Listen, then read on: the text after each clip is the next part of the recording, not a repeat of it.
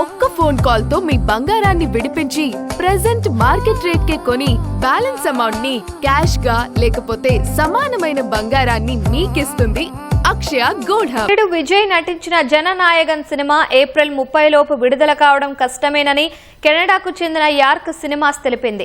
కెనడాలో జననాయగన్ సినిమా కోసం విక్రయించిన అన్ని అడ్వాన్స్ టికెట్లు రద్దు చేస్తున్నట్లు ప్రకటించింది. టికెట్లు కొనుగోలు చేసిన కస్టమర్లు తమ డబ్బును తిరిగి తీసుకోవాలని సోషల్ మీడియా ద్వారా సూచించింది. టికెట్ల రీఫండ్ ఇంకా అందకుంటే వెంటనే తమ సినిమా థియేటర్లను సంప్రదించి వీలైనంత త్వరగా తీసుకోవాలని ఎక్స్ వేదికగా పేర్కొంది. కొత్త విడుదల తేదీ ఖరారైన తరువాత వీఐపీ మెంబర్షిప్ ఉన్నవారికి బుకింగ్స్ లో తొలి ప్రాధాన్యత ఇస్తామని యార్క్ సినిమాస్ హామీ ఇచ్చింది. కెనడాలోని అంటారియో కేంద్రంగా పనిచేసే యార్క్ సినిమాస్ అక్కడ భారతీయ సినిమాలను ప్రదర్శిస్తూ ఉంటుంది. జననాయగన్ సినిమాను మొదటి రోజు మొదటి ఆట చూసే అవకాశం కల్పిస్తామంటూ 89.99 కెనడియన్ డాలర్లకు వీఐపీ మెంబర్షిప్లను విక్రయించింది. సెన్సార్ సమస్యలతో విజయ్ సినిమా విడుదల ఆలస్యమవుతోంది.